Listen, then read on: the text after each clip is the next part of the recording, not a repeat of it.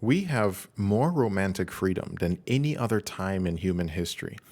We don't need to marry the blacksmith's daughter just to secure some plot of land. We don't need the elder's approval for courtship.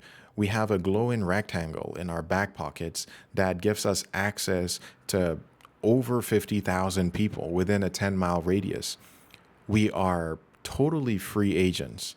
We date for love, we date for the spark. So, why does modern dating feel so utterly exhausting? Why, with the infinite choices, do we feel like we are constantly auditioning? Why do we treat a simple coffee date like a high stakes background check that requires committee approval? Why do we spend hours upon hours agonizing over our digital identity just to prove that we are worth a swipe? We like to think that we've outgrown the transactional and utilitarian marriages of our ancestors.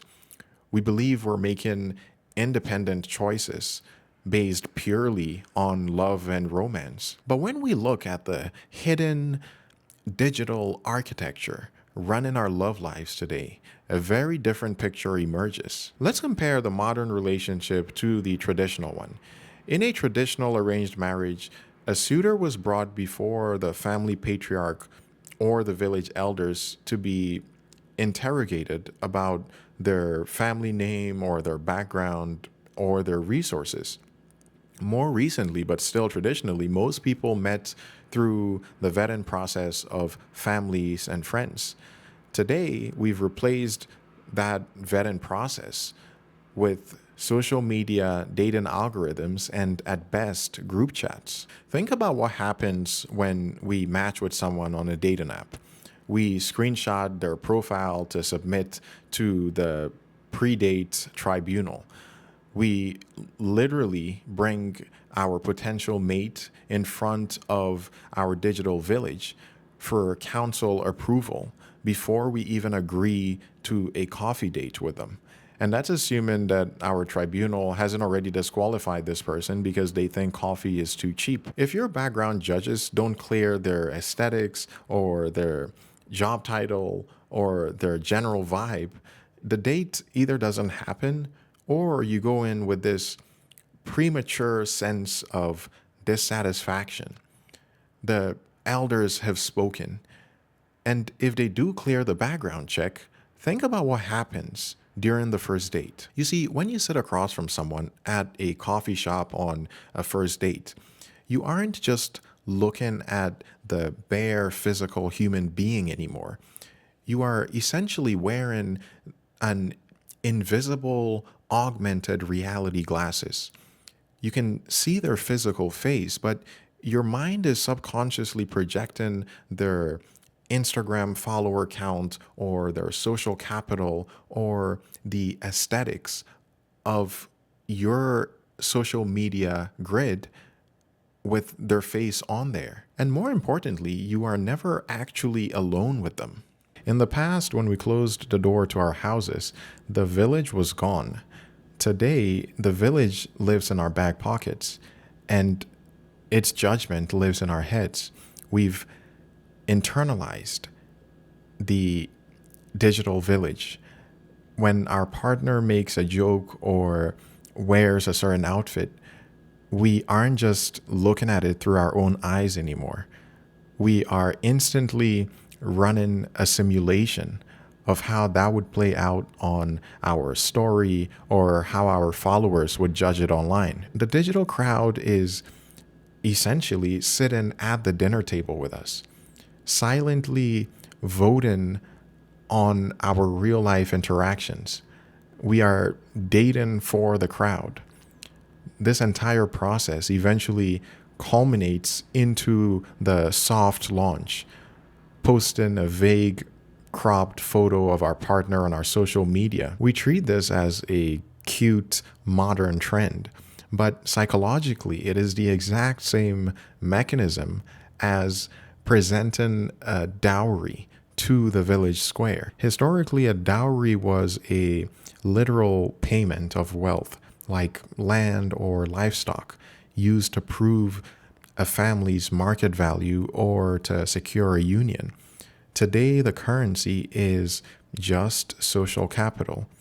And just as a physical dowry was used to buy physical survival, the digital dowry is used as a public audition for our partner's social utility. Now, you might say, well, hold up a second. I have endless choices.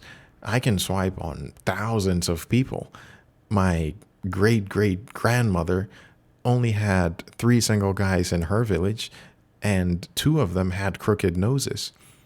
It's true, you have the mirage of infinite choices, but look at who is actually providing these choices. Enter the modern invisible matchmaker, the algorithm. Data navs don't just randomly show you people. They use highly sophisticated and proprietary algorithms, often rooted in systems like the ELO rating system, which was originally designed to rank chess players.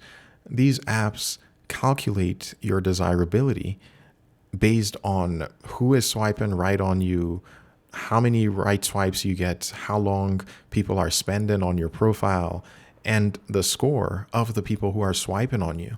And this is before we even get to the preset filters that those people have set on their profiles. You know the drill already. If you're under 6 feet, you're not even going to show up, let alone get swiped left on. Before you even open a dating app on a random Tuesday night, a Silicon Valley algorithm has already pre-selected your caste. It has sorted you out into a socioeconomic and aesthetic tier and restricted your pool primarily to that tier. We like to think of ourselves as consumers in this digital marketplace, just browsing the aisles for a partner. But we forget that we are also the inventory. We aren't just optimizing our filters to find someone, we are actively self-commodifying. We agonizingly select our best 3 photos. We craft our witty bios. We curate our Spotify anthem because we are desperately trying to avoid being put on the digital clearance rack. We are constantly adjusting our perceived market value to appease a line of code. And many of us even go as far as to lie about it through all sorts of digital filters. I'm sure we've all been catfished before, if we weren't the catfishers ourselves. And this doesn't just stay on the phone or the apps. Life has begun to imitate the algorithms. We increasingly plan our real world physical dates, the indie bookstore, the sunset picnics, the fancy cocktail bars, or the cute coffee shops, solely because it fits a viral digital aesthetic. We reverse engineer our physical lives to produce the fuel for the physical machine. So why do we let the arbitrary algorithms and the social media optics to dictate our love lives? Why don't we just rebel and date whoever we want? Because we are fighting millions of years of evolutionary biology. As the great biologist E.O. Wilson famously said, we have Paleolithic emotions, medieval institutions, and godlike technologies. Simply put, there's a lot of friction between our ancient biological wiring and the amazing powers that our modern technology has bestowed upon us. For 99% of human history, we evolved in small nomadic groups of about 150 people, a concept known as Dunbar's number. In these ancestral environments, our reputation wasn't a matter of ego as it is now. It was a matter of life and death. If the tribe disapproved of you or your partner, you were likely to be ostracized. And in the Pleistocene era, being ostracized likely meant you were going to starve if you weren't eaten alive by some wild animal in the meantime. Because of this, human biology has evolved to treat social rejection as physical injury. Functional MRI studies have shown that the part of the brain that processes social exclusion is the exact same part of the brain that processes physical pain. This brings us to a concept called mimetic desires, coined by the philosopher René Girard. Girard observed that human beings don't actually know what we want. We aren't born with fixed desires. Instead, we look at what others desire and we copy them. Desire is contagious. It feels like a paradox. Are we driven by ancient biology, or are we just copying the latest social media trends? The truth is, it's both. Biology gave us the primal hunger for status and connection, but it didn't tell us what to eat. For that, we look at what's on each other's plates. If the cultural algorithm hypes up a specific cultural archetype, the 6'5" finance bro, or the golden retriever boyfriend, or the trad wife, we unconsciously alter our biological filters to start seeking that out, which forces us to rethink one of the most sacred concepts in modern dating, the spark. We like to think that the sudden rush of butterflies on a first date is a mystical soulmate connection. But what if it isn't? What if that spark is actually just a biological rush of dopamine and relief?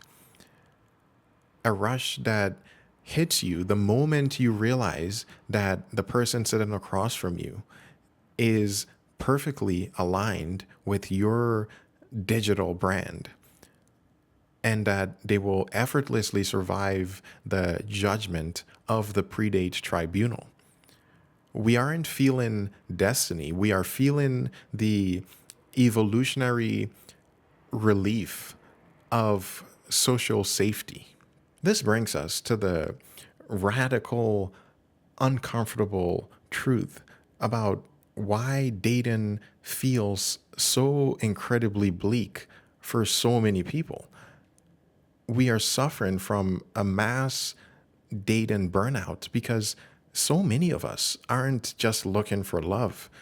We're working an unpaid second job as brand managers for our own PR firms. We're missing out on the messy, uncurated, beautifully human connections because an algorithm, which has also invaded our physical reality, has filtered them out before we even had a chance to meet them, or because we feared that they wouldn't look right on our photo grid. For this entire video, we've been looking at the contradiction in our modern romance.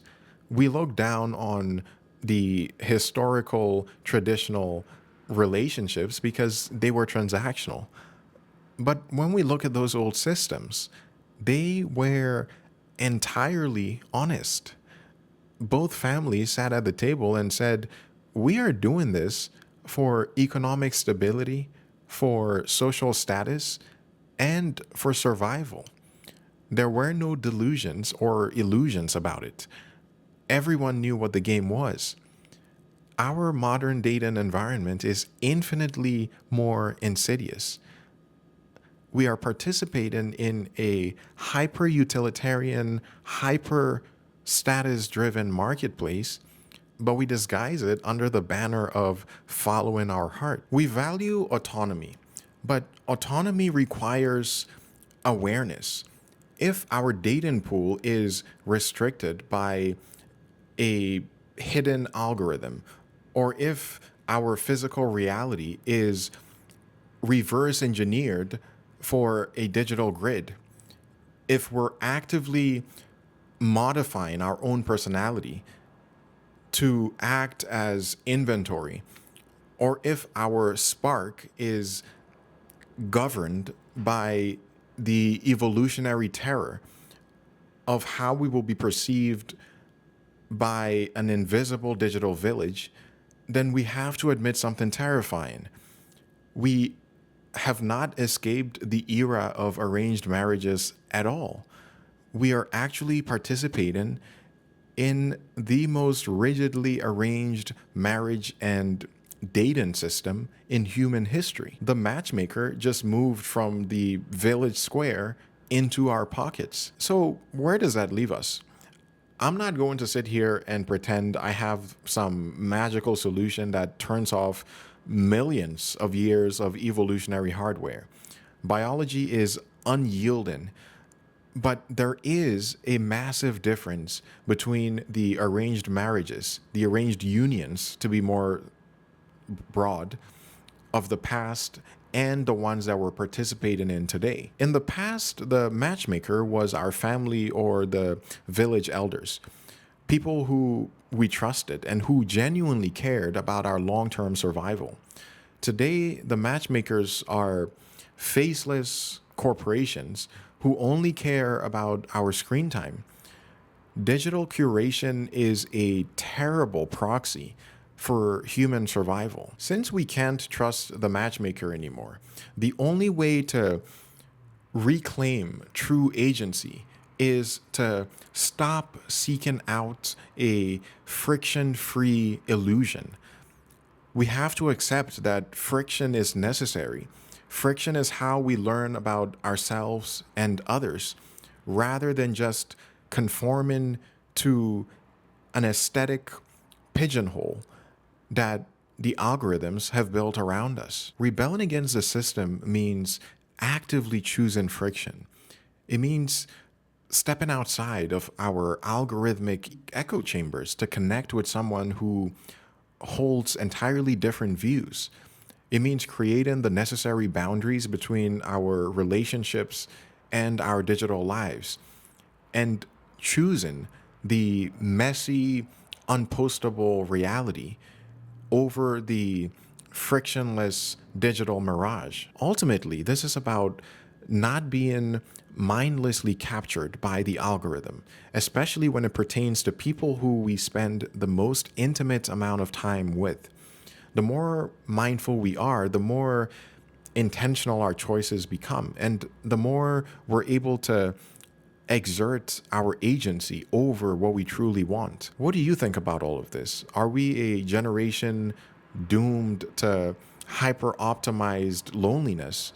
Or is realizing that the game is rigged actually give us the freedom to finally break the rules?